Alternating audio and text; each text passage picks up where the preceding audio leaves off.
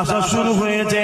সাহাবী হযরত আব্বাস রাদিয়াল্লাহু তাআলা আনহু বলতে লাগলেন, ইয়া রাসূলুল্লাহ, হাবিবাল্লাহ, শুধু আমাদের এই মজলিসে না অন্য কোন জায়গায় যদি কেউ মিলাদের মাহফিল বানায়, সেই জায়গাও কি রহমতের ফেরেশতা আসবে?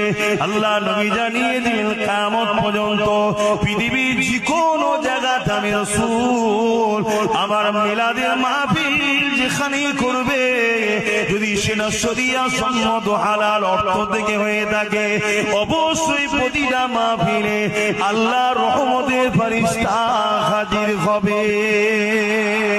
এ বাবা সাহাবারা, আরো খুশির খবর নিয়ে নাও, যারা আমার মিলাদের মাহফিল বানাবে, অর্থাৎ আমার শিশুবেলার লাইফ স্টাইলের আলোচনার কথা শুনবে, মজলিস তৈরি করবে, সেটা হতে পারে ঘরের মধ্যে বাপ বেটা পরিবার নিয়ে হোক, মসজিদের মধ্যে হোক, বড় মজলিসেই হোক, মনে রাখবে ওয়াজাবাত লাহু শাফাআতি, আমি নবী তাদের জন্য শাফাআত করব।